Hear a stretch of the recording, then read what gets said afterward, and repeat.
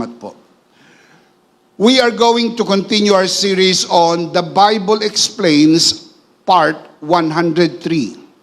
For EMI Online Season 6 students, this is your Session 10. This is our last session for Season 6. Officially, EMI Online Season 6 ends tonight. But EMI broadcast will continue every Sunday, 8 p.m. here at EMI Online TV through EMI page. Hope you will join us again next season, Season 7, and every broadcast hereafter. Today we're going to talk about the gifts of the Holy Spirit. Today, I will give you the overview on the gifts of the Holy Spirit. But in the next season, Season 7, I will discuss the full details.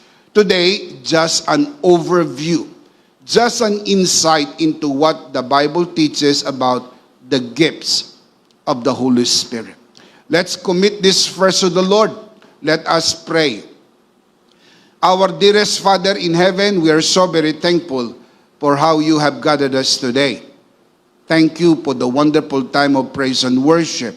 Truly we can sing from our hearts, Amazing Grace, how sweet the sound, it saved a wretch like me. I once was lost, but now I'm found, was blind, but now I see. Thank you for your amazing grace. We commit to you this learning time as we always do, and even as we always pray. Everything that will be said and done only for your glory and for the blessing of everyone. This we pray, Father, only in the name of your Son, our Lord and Savior, Jesus Christ, by the power of the Holy Spirit. And everybody would just simply say, Amen. Palakpakan si Lord. Amen and amen. Before we proceed, again, please get a copy of my 2 newest ebooks about the Holy Spirit. This is my last call.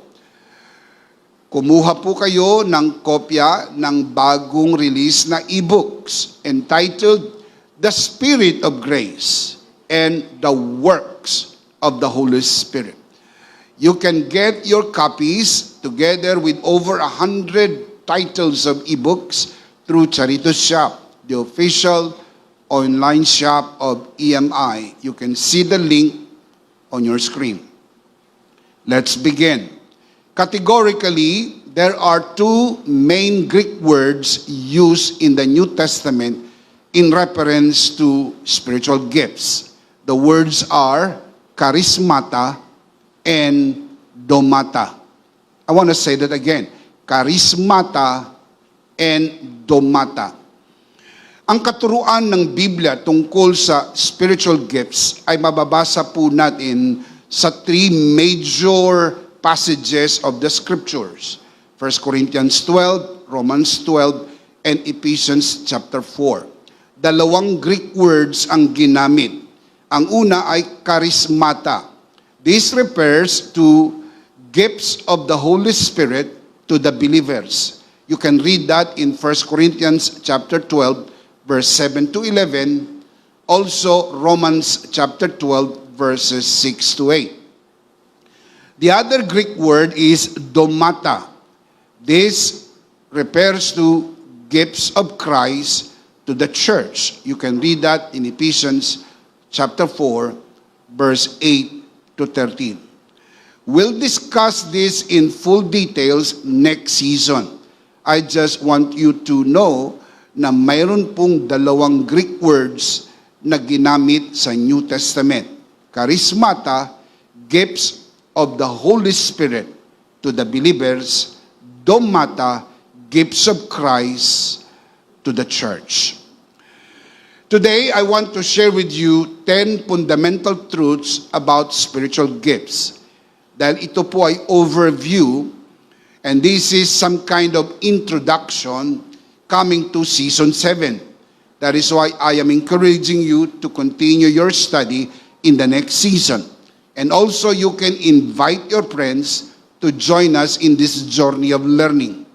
Today, I will be sharing with you 10 points, 10 fundamental truths about spiritual gifts. Number 1, only believers have spiritual gifts.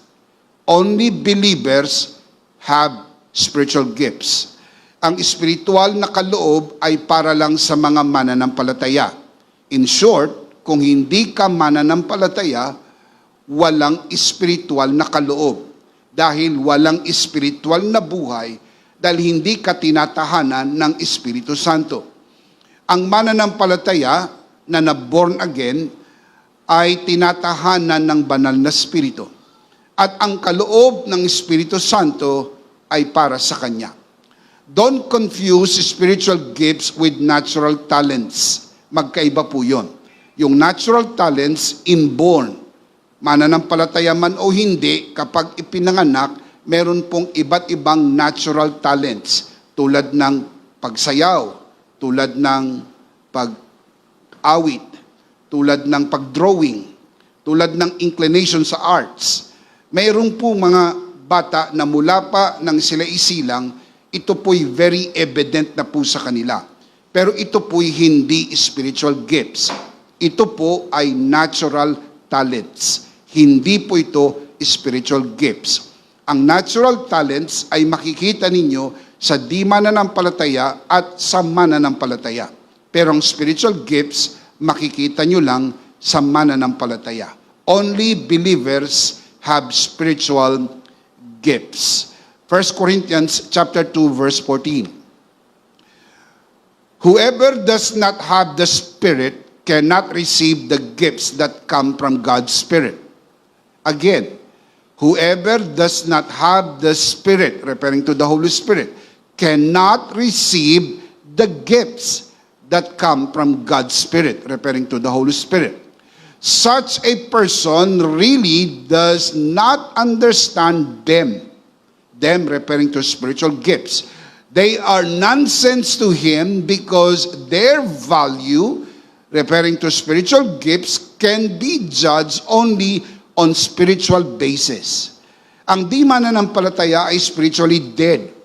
Dahil siya po spiritual na patay, walang spiritual na buhay, wala po siyang kaunawaan sa mga spiritual na bagay, at hindi po siya makakatanggap ng anumang spiritual na kaloob, spiritual na kaunawaan, o spiritual na mga bagay na kaloob lamang sa mga mananampalataya. Keep this in your mind that unsaved people can be naturally talented but no spiritual life and no spiritual gifts. Because spiritual gifts are exclusive for believers. Please keep that in your mind. Number 1, only believers have spiritual gifts. Number 2, every believer has at least one gift. Every believer has at least one gift. Meron pong mga believers na binigyan ng maraming kaloob, mga multi-gifted believers. Merong 2, merong 3, merong 4 at higit pa. Pero walang believer na hindi binigyan kahit isa. So ang pinakakaunti ay isa. Dahil itong mga kaloob na ito ay magagamit natin sa paglilingkod natin sa Panginoon. Kaya kung ikaw ay walang spiritual na kaloob, wala kang magagamit sa paglilingkod mo sa Panginoon. Kaya niloob talaga ng Diyos. Sa kanyang karunungan, lahat ng mananampalataya ay mayroong kaloob. At least one gift. Yung iba po ay 2, 3, or even more gifts. Mapalad po sila. Hindi po dapat mainggit yung binigyan ng isa doon sa binigyan ng 2 o higit pa. Because the Bible also teaches, too much is given, much is required. Kaya po kung marami ang naipagkaloob sa kanya, ika nga, good luck. Maraming sasagutin ka sa Panginoon. Pero ang bawat isa ay binigyan ng kaloob. At least, isa. tungkulin mong alamin kung ano ang iyong kaloob para maggamit mo ito sa paglilingkod. 1 Corinthians chapter 7 verse 7. Actually, I would prepare that all of you were as I am. The Apostle Paul is a multi-gifted apostle. I wish, sabi niya, wish ko lang. I wish I would prepare that all of you were as I am. But each one has a special gift from God. One person, this gift, another one, that gift. Singular. This gift, that gift. Kaya ang pinakakaunti ay isang kaloob. Pero tandaan, mayroong kang kaloob. Tuklasin mo ito, alamin mo ito, pagyamanin mo ito, gamitin mo ito, sapagkat ito'y pagkakataon maipaglilingkod mo sa ating Panginoon. Tandaan, hindi dapat mainggit sa mga maraming kaloob, sapagkat ito ay kaloob sa iyo ng Panginoon. Ang ating mga kaloob hindi nagdidetermine ng ating posisyon. Ito'y nagdidetermine ng ating pangsyon. Kaya hindi dapat magkaroon ng inggitan. Walang superiority dahil meron siyang maraming kaloob. Hindi ka inferior dahil isa lang ang iyong kaloob. Ang ating mga kaloob ay pangsyon. Ang posisyon natin sa harapan ng Panginoon, regardless of how many gifts you have, pantay-pantay lang tayo sa harapan ng ating Panginoon. Can you say amen to that? Palakpakan natin ng malakas si Lord. Hallelujah. 1 Corinthians 12:7. Now to each one, the manifestation, referring to gift, because the context of 1 Corinthians 12, referring to spiritual gifts. Now, to each one, the manifestation, singular, the manifestation, referring to gift, of the Spirit is given for the common good. Ibig sabihin, ang pinakakaunti ay isa. Pero lagay sa isip, every believer has at least one gift. Mayroon kang kaloob, alamin mo ito, pagyamanin mo ito, at gamitin mo ito para sa kapurihan ng Panginoon. Can you say amen? Number 3, no one receives all the gifts. That is fundamental truth. No one receives all the gifts. Walang tao, walang Kristiyano na lahat ng kaloob ay nasa kanya. Pag nasa iyo ang lahat ng kaloob, edi wow. Wala pong ganon. Lagay sa isip, walang Kristiyano na lahat ng kaloob ay nasa kanya. Dahil kung nasa iyo lahat ng kaloob, all sufficient ka.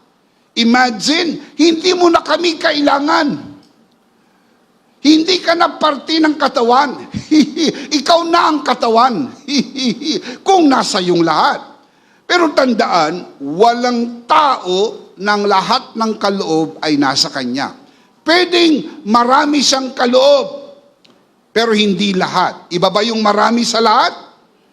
Mayroong mga Kristiyano multi-gifted and even multi-talented.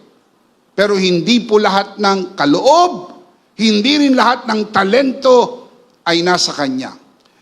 Sa karunungan ng Diyos, dinisign niya talagang ganito upang mangailangan tayo sa isa't isa. Kailangan natin ang iba naman kailangan tayo sapagkat ang ating kaloob ay nakakakumpleto sa iba. Ang kanilang kaloob nakakakumpleto naman po sa atin. That how the body works. Kaya ang katawan ni Kristo ay magandang katawan sapagkat iba't ibang parte, pero ang bawat parte ay mahalaga. Can you say amen? 1 Corinthians chapter 12 verse 27 following verses. The Apostle Paul writes, now you are the body of Christ and each one of you is a part of it. Each one of you is a part of it. Bahagi tayo ng katawan. Hindi tayo ang katawan. Bahagi tayo ng katawan. Bawat sa atin ay bahagi ng katawan. Verse 28, in the church, God has appointed, first of all, apostles, second, prophets, third, teachers, then workers of miracles. Also those having gifts of healing, and those able to help others, and those with gifts of administration, and those speaking in different kinds of tongues. Verse 29.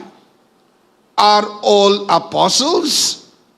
Yes or no? Are all apostles? No. Are all prophets? No. Are all teachers? No. Do all work miracles? No. Do all have the gifts of healing? No. Do all speak in tongues? No. Ang problem ko lang, sa ibang mga charismatic at Pentecostal, ang sagot nila, yes. Dapat daw lahat nag-speaking in tongue. Nagtataka naman ako, sa lahat ng tanong na ito, ang sagot no, bukod tangi, doon lang sa, do all speak in tongues? Sabi nila, yes. The answer is still no. Do all interpret? No. Bakit? Sapagkat ang speaking in tongue ay isang kaloob. Hindi po lahat ng Kristiyano nabigyan ng kaloob na ito. Pero mayroong nabigyan. Kaloob ito. Hindi ito nabibili. Hindi ito nababayaran. Hindi ito nahihingi. Kaloob ito, binigay ito sa kanya. Kaya kung mayroong kang kaloob na yan, gamitin mo para sa iyong paglilingkod sa Panginoon. Pero kung wala ka ng ganyang mga kaloob, mayroong ka pa rin. Kaya nga lang, ibang kaloob, sapagkat walang Kristiyano na hindi binigyan ng kaloob. At least ilang kaloob? Isang kaloob mayroon ka. No one receives all the gifts because we need each other. Kailangan natin ang bawat isa. 1 Corinthians chapter 12 verse 21. The eye cannot say to the hand, I don't need you. The head cannot say to the feet, I don't need you. You see right there? Yung ating interdependence, pangangailangan ng bawat isa. Kailangan ni mata, itong si kamay. May nagagawa ba si mata na hindi nagagawa ni kamay? Tinatanong ko po kayo. Hindi pwedeng puro mata. Maganda ang mata. Pero pag higit sa dalawa, hindi na maganda. Magkaroon ka ng third eye. O kaya sabi nila, maganda puro mata, beautiful eyes. Pag puro mata, hindi na tao, pinya. Kaya hindi pwedeng puro mata, hindi rin puro kamay. Kailangan ni kamay si mata. Dahil hindi magagawa ni kamay ang kanyang gagawin kundi makita ni mata kung anong gagawin ni kamay. Kailangan si paa, sapagkat ang ulo hindi nakakalakad. Ang nakakalakad ay ang paa. Pero kailangan ni paa si ulo, sapagkat kahit may paa, kung walang ulo, hindi makakalakad si paa. Dahil ang nagdidikta kay paa para lumakad ay ang ulo. Nakikita niyo po ang kagandahan ng katawan ni Kristo? Hindi nagpapaligsahan yan. Nangangailangan niya ng isa't isa. Kumisan, mayroong istorya, nagreklamo itong si Ilong sapagkat siya ang nagpapasa ng mabigat na salamin, gayong ang nakikinabang naman ay si mata. So nagpasa siya ng kanyang complaint. Sabi niya, mula ngayon, ayaw ko nang magpapapatong sa akin, ha? Ang bigat-bigat ng salamin. Hindi naman ako nakikinabang. Si mata. Ito'y nangyari bago pa natuklasan ng contact lens. So ang sabi ngayon, ni Ilong, ayaw ko nang magpapatong ka ng salamin sa akin, ha? Nabibigatan ako.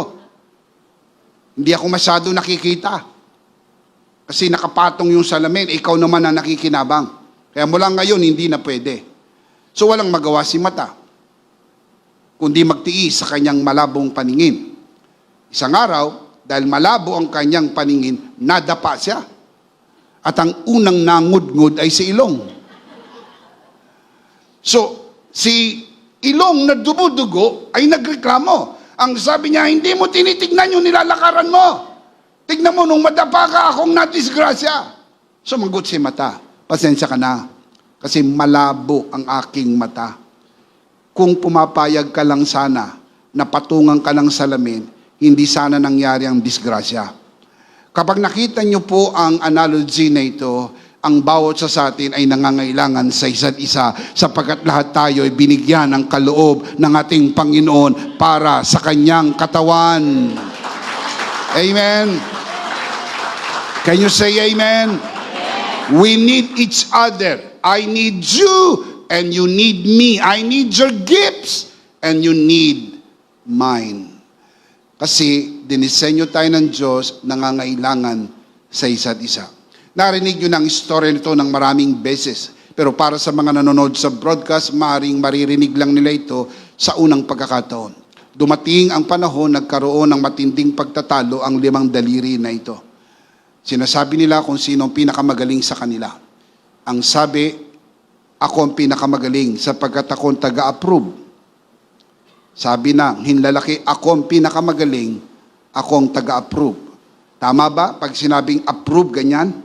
Meron bang nagsabing approve? Wala. May nagsabi bang approve? Wala. Ito lang talaga ang taga-approve. Pero hindi pumayag ang pangalawang daliri, ang hintuturo. Sabi niya, mga bulag ba kayo? Sabi niya, ako ang taga-turo. Ang sabi niya sa hinlalaki, wala ka namang ituturo kung wala ka namang i-approve kung wala ko ituturo. Bago mo in-approve, tinuro ko, kaya ako pinakamagaling. Hindi pumayag, mga kapatid, ang panggitna. Ang sabi niya, pag hindi kayo tumigil sa pagtatalo, bibigyan ko kayo ng middle finger. Ako ang pinakamagaling. Bakit ako ang pinakamagaling? Mga bulag ba kayo? Tignan ninyo, ako ang pinakamatangkad. Huwag lang madisgrasya ito, siya talaga ang pinakamatangkad. Sabi niya, height is might. Hindi pumayag ang pangapat. Ang sabi niya, tignan nyo nga kung sino sa atin na may corona. Ako ang pinakamagaling. Dala kong ring finger. Ako ang sinusuotan ng singsing. Kaya yung ibang daliri nag-epal. Nagsuot na rin ng singsing. Mali yun. Isang daliri lang pong sinusuotan ng singsing. Hindi po lahat ng daliri. Ito lang ang tinatawag na palasingsingan. Pag ang lahat ng daliri ay nagsuot ng singsing, lahat ng daliri mo palasingsingan. Kaya pag tinanong ilan ang iyong ring fingers, I have 5 ring fingers. Sapagat lahat sinutan mo ng singsing. Hindi. Mali yun. Hindi pumayag ang panlima. Pero sabi niya, may problema ako. Wala akong may pagmamalaki. Bukod sa ako ang pinakamaliit, ako pa ang pinakapayat. Sabi niya, paano ko kaya ipagmamalaki ang aking sarili? So tumahimik na lang siya. Hanggang isang araw, sabi niya, sige na, kayo na talaga ang pinakamagaling. Pero tandaan ninyo, pag nawala ako, pangit kayo. Totoo naman, kahit gaano kaganda ang 4 na daliri, pag inalis mo ang panlima, ang tawag sa'yo si putol. Subukan mong suotan ang pinakamagandang singsingan palasingsingan, pinakamalaking diamante. Pero kapag inalis mo ang hiniliit, hindi mo man lang maitaas ang iyong kamay para ipakita ang singsing mo. Sapagkat ang sabi, wah, putol! Bakit? Sapagkat may parte sa katawan ni Kristo na hindi masyadong magamit. Pero pag isinama mo, may pakinabang sapagkat bahagi tayo ng isang magandang katawan. Shout amen. Shout amen. At kahit totoo naman, di ba? Sa insurance, ang presyo ng daliring ito magkakaiba. Kung ano maputol dito, magkakaiba ang presyo. Sapagkat ang paniniwala nila, iba-iba po ang presyo, iba-iba ang gamit. Pero sa katawan ni Kristo, mahalaga tayong lahat. Lahat tayo ay parte ng isang magandang katawan. Shout amen! Come on, palakpakan natin si Lord. Alam niyo kung anong beauty pag kinumbine. Yun ang beauty pag kinumbine. Look at the verse, 1 Corinthians 12:24b. But God has combined the members of the body. That's the beauty, yung combination ng beauty. Ito, maganda rin ito eh. Pero kung ito, mga kapatid, ang nag-iisa mong daliri at wala ng iba, hindi rin maganda eh. Diba, subukan mo itaas. Hindi magandang tignan eh. Gumaganda yan kapag pinagsama-sama mo na. Look at verse 25. So that there should be no division in the body, but that its part should have what? Equal concern for each other. Mahalaga ang bawat isa sa katawan ni Kristo. Palakpakan natin ang Panginoon. Amen. Amen. The body of Christ is beautiful. Number 4, you cannot earn or buy spiritual gifts. You cannot earn or buy spiritual gifts. Spiritual gifts are freely given and freely received. Not by works, not for sale, they are gifts. Gifts are only intended to be given and received. Yun lang talaga ang regalo. Walang bayad, binibigay, at tinatanggap lang. Ephesians chapter 4 verse 7, each one of us has received a special gift in proportion to what Christ has given. Two important words there. Receive, given. Given, receive. Yun pong spiritual gifts. Hindi binibili. Hindi binabayaran. Hindi pinagtatrabahuhan. It is given and it is received. Now look at this from the New Living Translation. Same verse, Ephesians 4:7. However, He has given each one of us a special gift through the generosity of Christ. Sa kanyang kasaganaan, ibinibigay niya ang kaloob. Hindi binibili, hindi hinihingi, hindi po hinihiram, hindi po ipinagbibili. Ito po ay regalo mula sa kayamanan ni Kristo. Now look at this from the Living Bible. Ephesians 4:7, same verse. However, Christ has given each of us special abilities. Whatever He wants us to have out of His rich storehouse of gifts. Whatever He wants us to have. So kung ano ang gusto niyang ibigay sa iyo, yun ang kaloob na matatanggap mo. Kilala ka ng Panginoon bago ka pa ipinanganak. Yun pong kaloob na ibinigay sa iyo ay bagay sa personality mo. Bagay sa natural talent mo.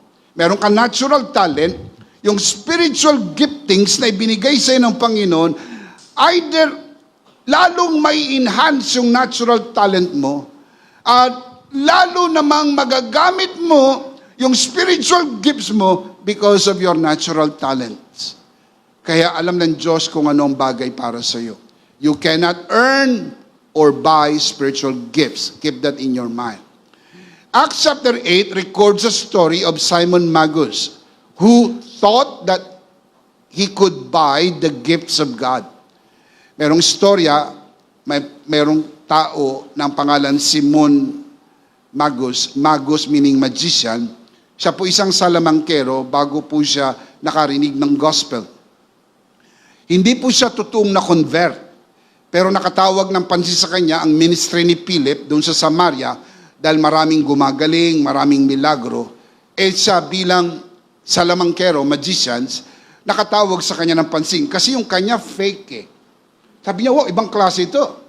So, sumama siya kay Philip, nakinig siya ng gospel. In fact, para makapasok siya sa loob, nagpabautismo pa.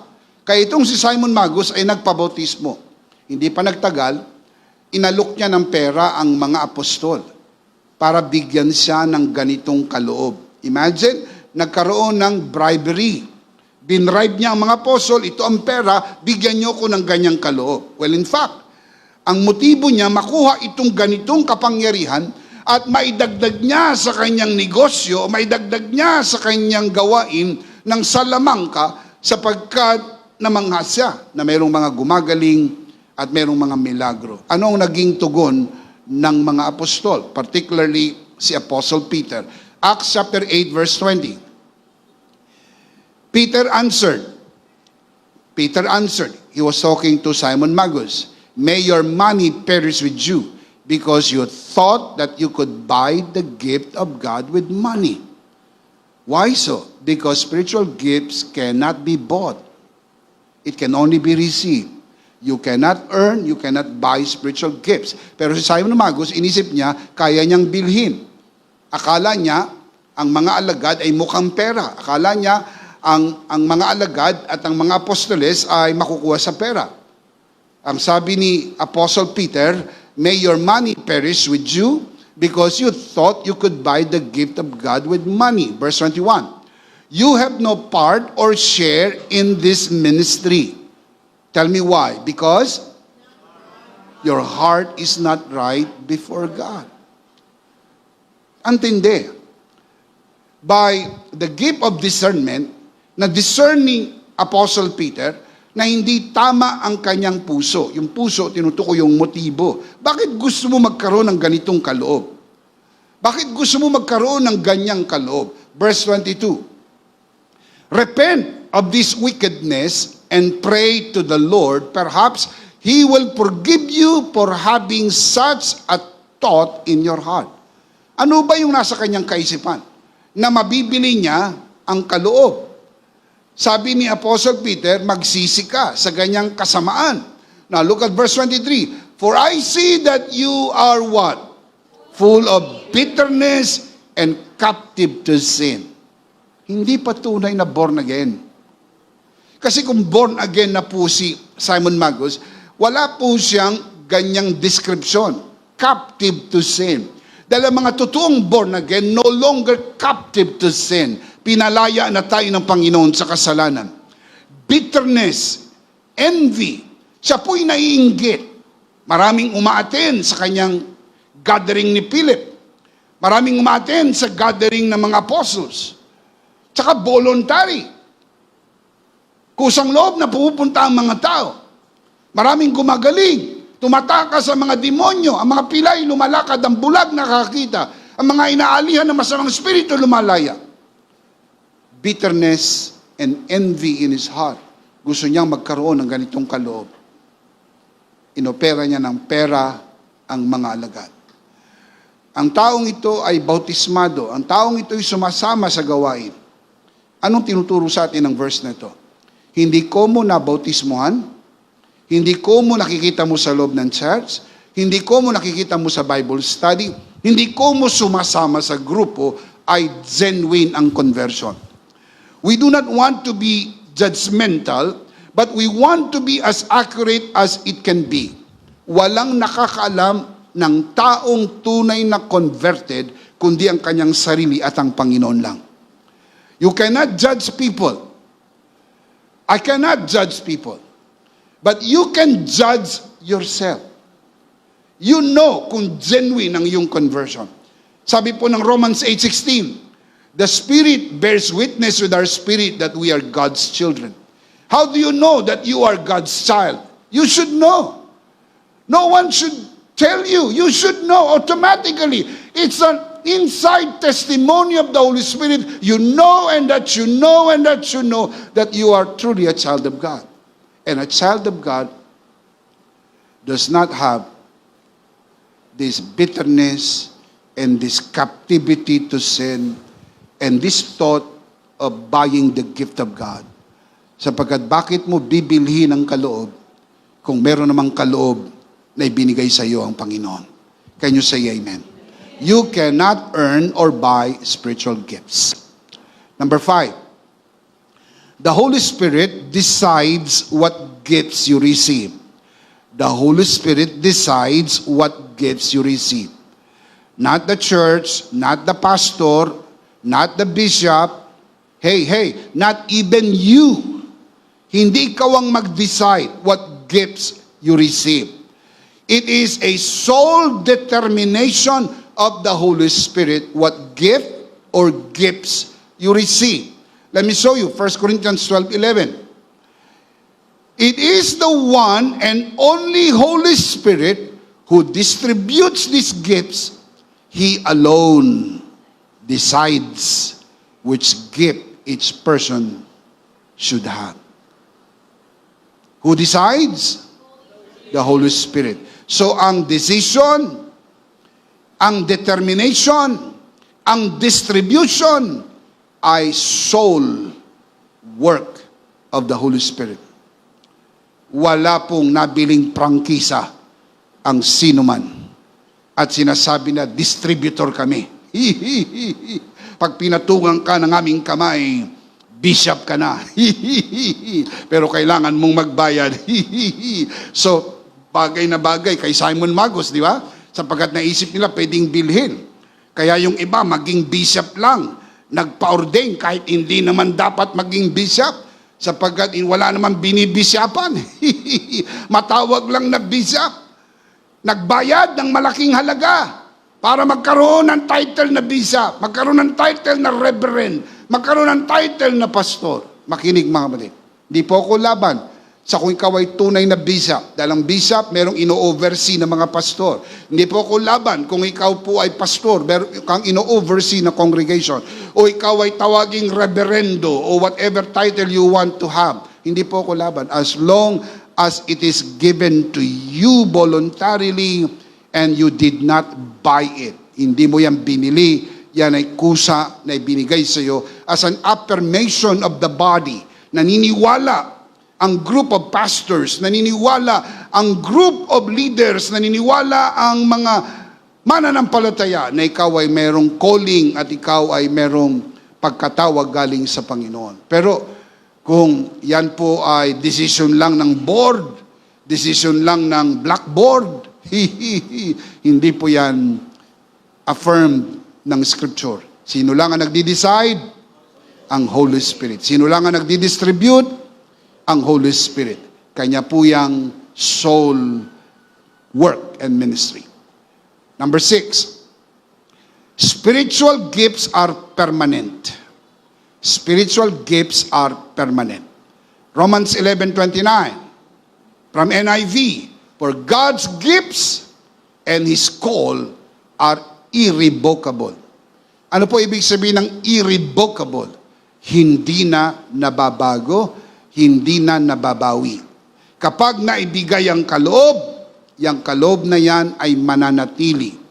Gamitin mo o hindi mo gamitin, responsibility mo yan sa Panginoon, pero hindi po yan babawiin. Now, look at this from NLT, same verse. For God's gifts and His call can never be withdrawn. Kaya kung tinawag ka talaga, tinawag ka. Kahit na sabihin mong hindi, tinawag ka talaga. Kung tinawag ka. Kaya nga napakahalagang sabihin mo sa sarili mo kung tinawag ka o hindi.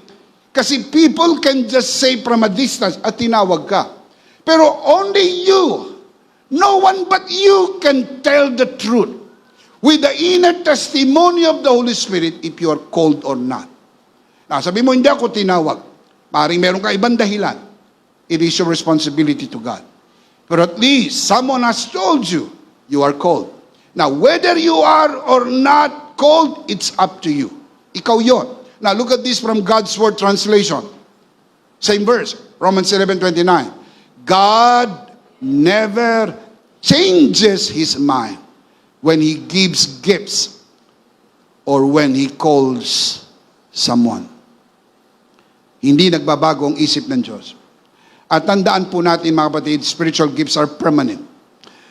Kapag ginamit mo ang iyong kaloob, gagantimpalaan ka ng Panginoon. At meron kang opportunity maging pagpapala sa katawan ni Kristo. Kasi ang katawan, pag ginamit niya yung kanyang parte, ang nabe-bless yung ibang parte ng katawan at ang katawan sa kabuuan. Pero pag hindi mo ginamit ang iyong kaloob, nami-miss mo yung opportunity na i-honor si God at maging blessing ka sa maraming tao. But listen now, no condemnation. God will not punish you. No condemnation, no punishment. Just that you will not be as happy as God intends you to be in this life. Hindi ka lang talaga magiging masaya habang buhay hanggang magawa mo yung pinagagawa sa iyo ng Lord. Mga kapatid, ang nagagawa ng paa, abit, kaya rin gawin ng kamay. Nakakita na ba kayo ng taong lumalakad gamit ang kamay? Na parang kahapon na kayo pinanganak. Nakakita na rin po ba kayo ng taong kayang lumakad gamit ang kamay? Yes. Pero palagay nyo ba masaya si kamay? Hindi. Pinagdudusahan niya ito. Sapagkat hindi naman siya nilikha para maglakad. Pero nagagawa niya rin. Ngayon, samantalang si paa ay ayaw magtrabaho. Ang sabi ni paa, bahala kayo! Anong pakialam ko sa inyo? Basta ako hindi maglalakad. Kaya ang ginawa ni kamay, naglakad. So si kamay ang naglalakad. Mga kapatid, pag hindi mo ginamit ang iyong kaloob, may mga naapektuhang parte ng katawan ni Kristo. Merong mga dapat na be-bless sa ministry mo. Pero hindi mo ginamit. May mga dating masaya dahil sa ministry mo. Pero hindi mo ginamit. Ngayon, makinig pong maigi. Under grace, no condemnation. Under grace, no punishment. But let me just tell you this. No greater joy than this. To be able to use your gifts for His glory and for the blessing of the body of Christ. Hindi po yan kayang tumbasan ng pera. Kahit ang buong yaman ng mundo ibigay sa iyo, mas masaya ka pa rin kapag nagagamit mo ang kaloob na ibinigay sa iyo ng ating Panginoon. Amen? I believe that with all of my heart. I believe that. Kaya po, makikita nyo may mga tao na nagpapasya sa mga malaking desisyon ng buhay nila to decide to serve the call of God.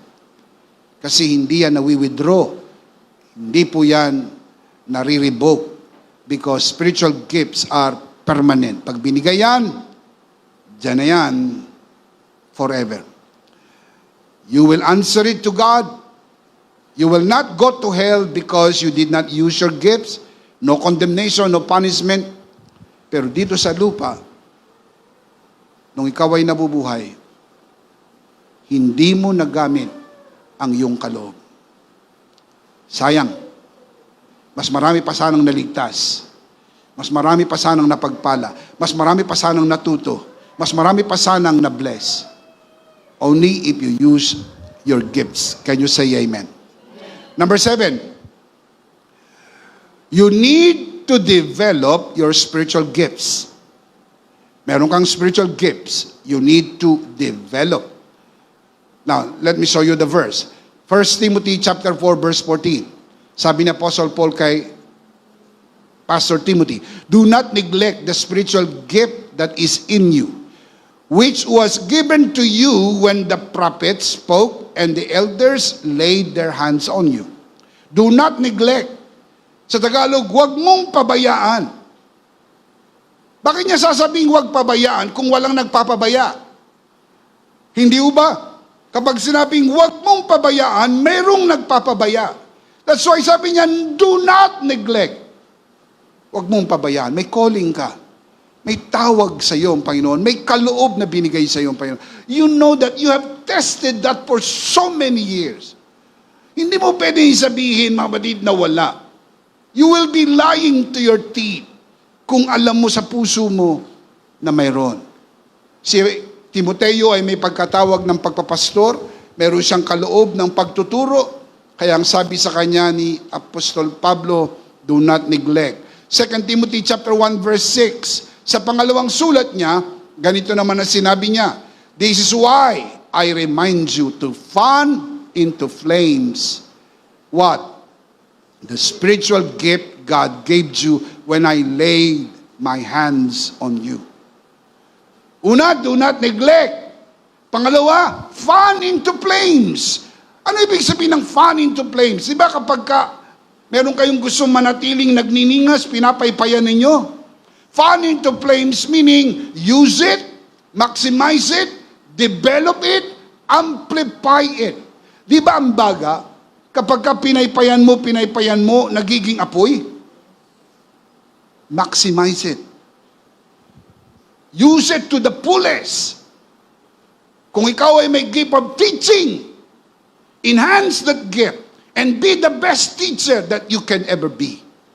Kung ikaw ay may calling ng preacher, develop it and be the best preacher that you can ever be. Ano man ang iyong kaloob, gamitin mo. Kung ikaw ay may kaloob ng pananalangin sa may sakit, humanap ka ng may sakit. Lahat ng may sakit, patungan mo ng iyong kamay. Sapagkat yan ang iyong kaloob. Gamitin mo ang iyong kaloob. Sapagkat biyaya ng Panginoon yan sa atin. Can you say amen? Number 8, spiritual gifts are given to help the church. Kaya mayroong mga spiritual na kaloob para tulungan ang iglesia magawa ang kanyang misyon. The church is here and not yet in heaven for a purpose. Isang araw dadali ng church sa langit at mapapasa Panginoon tayo magpakailan-kailan pa man. And you ask the question, why we're still here? Ba't hanggang ngayon nandito pa rin ang church? Sapagkat may purpose ang church. Mayroong misyon ang church. Make disciples of all nations, baptizing them in the name of the Father and of the Son and of the Holy Spirit. Teaching them to obey everything I have commanded you. Lo, I am with you always to the very end of the age. So anong purpose ng spiritual gifts? So we can help the church. Not a church. Not a local church. Let me show you. 1 Corinthians 12:7. The Holy Spirit displays God's power through each of us as means of what? Helping the entire church. Not a local church or local churches. Now, don't get me wrong. Dapat nating tulungan ang ating local church. Pero hindi lang po local church ang ating mindset. Dapat ang ating mindset is the universal church. Regardless of the name of the church, if we can help that church, if we can help this church, if we can help that church, we're helping the body of Christ. Mas madaling gamitin ang pera ninyo sa simbahan pag kayong makikinabang. Lahat sumisigaw ng amen. Pero pag-isipan nyo to, paano kung ang pera ninyo ng simbahan ay gagamitin para sa kapakinabangan ng ibang mga simbahan? That is another thing. Nang si Apostol Pablo ay nasa Pilipos, siya po'y suportado ng mga taga-Pilipos. Pero nung lumipat ang ministry niya sa Thessalonica, hindi bumitaw ng suporta ang mga taga-Pilipos. Kahit hindi silang direktang makikinabang, ibang simbahan na ang Pilipos, dahil ang suporta nila ay nasa katawan ni Kristo, regardless kung Pilipos o Thessalonica, as long as Christ is preached, as long as the body of Christ is served. Hindi lahat ng simbahan at pastor may ganyang mentalidad. Pero we need to develop that kind of mentality. Binigyan ka ng Diyos ng kaloob. Hindi lang para maging pagpapala sa inyong simbahan, kundi maging pagpapala sa katawan ni Kristo at sa maraming simbahan. That makes EMI so unique because we are serving the body. Over 500 churches are connected to us. And over 1,000 pastors we are serving through EMI Pastors Academy.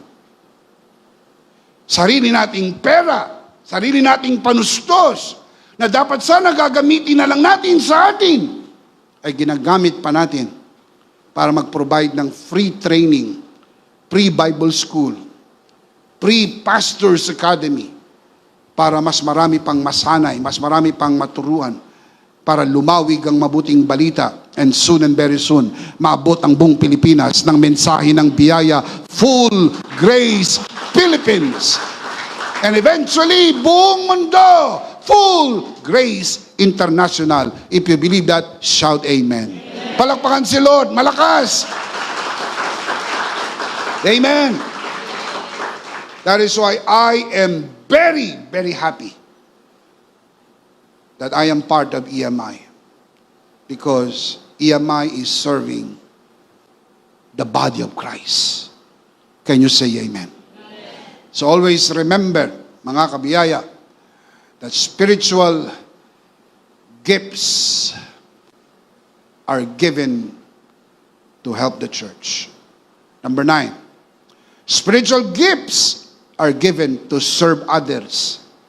Ang spiritual na kaloob ay binigay hindi para sa iyo. Not to feel good, not to feel superior to others, not to have goosebumps. Oh, I feel good. Yeah, I feel good. Can you imagine, may mga kaloob ka na nagagamit mo, I feel good. Spotlight, applause and accolades. I feel good. Pero kapatid, no, it's not. Hindi yan para sa iyo. I'll show you the verse. 1 Peter chapter 4, verse 10. Each one should use whatever gift he has received. For what purpose? To serve others. Not to serve yourself. Kaya hindi mo pwedeng gamitin ang kaloob na yan para payamanin mo ang sarili mo. Hindi ka dapat yumayaman sa espiritual mong kaloob. Dapat yung espiritual mong kaloob ay pinaglilingkod mo. Para yan sa iba, mabless ang iba. Hindi yan kino-commercialize. Merong gifts of healing. Papadalang ka ng kapirasong panyo. Pero kailangan magpadala ka ng pera. Kung hindi ka magpadala ng pera, hindi ka padala ng kapirasong panyo. Yung panyo daw na yun ay nakapagpapagaling. Yung iba, sa kagustuhan gumaling, nagpadala ng pera, pinagkakitaan, binebentang langis. Kaya dyan, minsan nakapunta kami sa circle, may binebentang langis. Nagpunta kami one time, hindi naman kami umaten. Nagkataon lang nandun kami. Kita ko ang daming tao. So, pumunta ako para makimarites. Para tanungin, anong latest? Nakausap ko yung isa. Sabi ko, ano ba yan? Sabi niya, ito, oil. Binebenta to 100 pesos. Ganyan kalit na oil na botelya. 100 pesos. Sabi ko, ano ba meron dyan sa oil? Ang tawag dito, power oil. Power oil. Eh sabi niya, ano yung suot mo? Yung suot niya naman, ID. Eh magkano naman yung ID? 100 din. Eh bakit may ID? Ang tawag diyan, power ID. Yung oil at ID dapat magtugma para may power. So susut mo muna yung ID, tsaka mo iinumin yung oil. Magkaroon ka ng power. Eh ginawa ko, tinignan ko, napakaraming tao. Napakarami po. Napakaraming tao. Diyos ko, sabi ko, napakalaking negosyo to. Sipin ninyo, iinumin yung oil. Susuot muna yung ID, iinumin yung oil. Magkaroon ka ng power. Sisigaw ka, Power Pop Girl! Kung babae ka. Power Ranger! Kung lalaki ka. Eh, paano kung magkamali ka ng sigaw?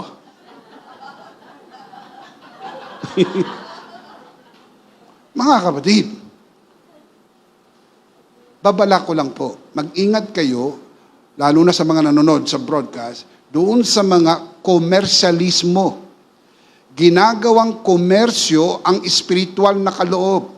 Now, look at this verse. Let's read it slowly. Each one should use whatever gift he has received To what? Serve others faithfully, administering God's grace in its various forms. Kaloob yan. Hindi dapat pinagkakakitaan. Hindi po yan dapat nagiging negosyo. Yan po'y paglilingkod sa Panginoon at paglilingkod sa kapwa. Can you say amen? Number 10, I'll close with this. Spiritual gifts are used to honor God. Kaya pag hindi mo ginamit ang iyong kaloob, you know what you're missing? Let me remind you, you are missing the opportunity to honor God. And that's the desire of our hearts. Na ma-honor natin si God. And then you're missing it. Look at the verse. Now look at the verse. I'll give you the context, then we'll look at verse 11. Galing po ang 11 sa 10. Alam niyo po ba yon? Good. Very good, very good. 1 Peter 4:10, each one should use whatever gift he has received to serve others faithfully, administering God's grace in its various form. Now, look at verse 11. If anyone speaks, yun yung kanyang kaloob. Magsalita. If anyone speaks, he should do it as one speaking the very words of God. If anyone serves, yun ang kanyang kaloob, maglingkod. He should do it with the strength God provides. Look at the purpose. So that, in all things, God may be praised or worship or honor through Jesus Christ. To Him be the glory and power forever and ever. Amen. Kapag ginagamit mo ang iyong kaloob, naluluwalhati mo ang Diyos. Can you imagine the many times you are worshiping God through the use of your gifts? You're honoring God. Huwag mong i-miss yan. Walang kasing saya. Hindi lang paglinggo tayo sumasamba. Kahit anong araw, kapag ginamit mong yung kaloob, sumasamba ka na sa Panginoon. Naglilingkod ka na sa Panginoon at binibigyan mo siya ng kapurihan. Shout amen. All right, let's see them again. All 10 fundamental truths about spiritual gifts. This is our introduction to the next season. Because next season, season 7, we will explore the different spiritual gifts in full details. At least, magandang introduction, malinaw na sa atin ang 10 fundamental truths na ito. 5 po ito. Umupo ng maayos, isuot ang sinturong pangkaligtasan. Basahin natin ng malakas. Asin, malakas, sabay-sabay. Ready? Number 1. Only believers have spiritual gifts. Number 2. Every believer has at least one gift. Number 3. No one receives all the gifts. Number 4. You cannot earn or buy spiritual gifts. Number 5. The Holy Spirit decides what gifts to receive. Number 6. Spiritual gifts are permanent. Number 7. You need to develop your spiritual gifts. Number 8. Spiritual gifts are given to help the church. Number 9. Spiritual gifts are given to serve others. And number 10. Spiritual gifts are used to honor God. 10 fundamental truths about spiritual gifts. The big idea is, in Christ, I have received spiritual gifts. Are you in Christ? You have received spiritual gift or gifts. Use it by His grace for His glory. Of course, we do not want to end this broadcast without giving you who are watching this broadcast the opportunity to receive Jesus today. Hindi ka maaaring magkaroon ng kaloob malibang maging anak ka muna ng Diyos. Tanggapin mo ang Espiritu Santo at mula rito, ipakikita sa iyo ng Espiritu Santo kung anong kaloob ang ibinigay niya sa iyo. Kung nais mong tanggapin ang Panginoong Jesus at maligtas, today is the day of salvation. Receive Jesus today and be saved. Kung nais mong tanggapin ang Panginoong Jesus sa iyong puso, manalangin tayo. Taas natin ang ating dalawang kamay. Samahan po natin ang ating mga bisita na nanonood sa broadcast na ito at sa lahat ng narito sa bulwagan na ito. Let us pray. Manalangin tayo. Panginoong Hesus, ako po'y makasalanan. Hindi ko po kayang iligtas ang aking sarili. Ako'y mapapahamak ng hiwalay sa iyo. Narinig ko po ang mabuting balita. Ako po'y naniniwala. Tinatanggap kita sa aking puso bilang aking Panginoon at aking tagapagligtas. Salamat po, pinatawad mo na ang aking mga kasalanan. Isinulat mo na ang aking pangalan sa aklat ng buhay. Sa pangalan ni Jesus, Amen. Ako na lang po mananalangin. Ama, tinataas ko po sa harapan ng sino mang sumunod sa panalangin ng pagtanggap. Pinagkakatiwala po namin sila sa iyong kagandahang loob na sila'y lumago sa biyaya at sa bagong natagpo ang pananampalataya. Sa pangalan ng Panginoong Hesus, tayong lahat ay magsabi ng Amen. Palakpakan si Lord. Amen. Praise God. Praise God. Kung tinanggap mo ang Panginoong Hesus sa iyong puso bilang Panginoon at sarili mong tagapagligtas, mula po dito sa EMI, nakikigalak po kami at nais naming sabihin, welcome to the family of God. Palakpakan si Lord. Welcome. Welcome. Now you have the Holy Spirit inside. In just a matter of time, you will discover the wonderful gift or wonderful gifts that the Holy Spirit has given you. Because in Christ, you have received spiritual gifts. All of us. In Christ, we all receive spiritual gifts. Can you say amen? Palakpakan natin si Lord. Hallelujah. Thank you, Jesus. Ihanda po natin ang ating banal na komunyon. Tayo po ay nanalangin at idideklara ang tagumpay ni Kristo sa pamagitan po ng banal na komunyon. Let's do this, mga kabiyaya.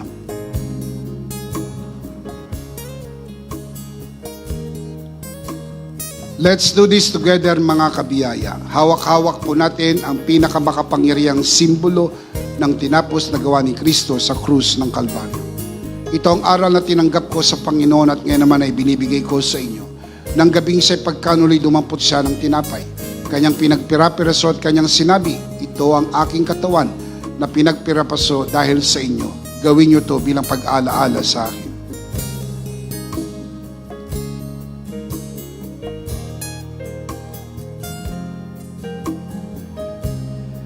Gayun din naman matapos magapunan ni kanyang hinawakan ng saro at kanyang sinabi, ito ang saro ng bagong tipan na pinagtibay ng aking dugo. Gawin niyo to bilang pag-alaala sa akin. Sabay-sabay po natin gawin.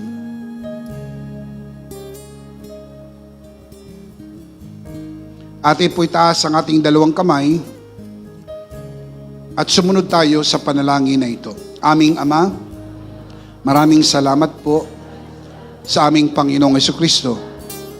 Panginoong Jesucristo, maraming salamat po sa iyong banal na dugo na iyong itinigis sa krus ng Kalbaryo. Dahil po dito, lahat ng aming kasalanan ay iyon ang pinatawad. Maraming salamat po sa iyong katawan na nabugbog at nasugatan. Dahil po dito, lahat ng aming sakit ay yun ang pinagaling. Gaya ng nasusulat, sa iyong mga sugat, ako'y magaling na. Ako'y naniniwala, ako'y magaling na. Aking idinideklara, ako'y magaling na. Ako'y malusog, malakas, masigla, pinagpala, pinaburan, at mabubuhay ng mahaba. Sa pangalan ni Jesus, maraming salamat po. Banal na Espiritu, sa iyong kapahayagan sa mensahe ng biyaya. Sa pangalan ng Panginoong Hesus, Amen. Amen. Palakpakan si Lord. Hallelujah. Thank you, Jesus. Isang beses pa, malakas, sabay-sabay. Ano po ang ating big idea? One more time. In Christ, I have received spiritual gifts. Are you in Christ? You have spiritual gifts you receive from God. Before we finally end, I would like to thank all the EMI online students who journeyed with us throughout Season 6. What a journey it has been. Thank you very much. We'll see you next season, Season 7. Of course, we'll see each other every Sunday here at EMI Online TV broadcast. But we want to let you know, thank you, and we love you. Palakpakan po natin ang ating mga kamag-aral.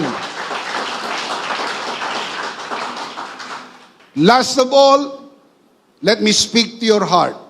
If this broadcast has blessed you, and if not asking too much, I would like you to bless this ministry with your love gift, so that all together we can reach the world with the message of full grace. From the bottom of our hearts here at EMI, we would like to say, thank you for giving to the Lord.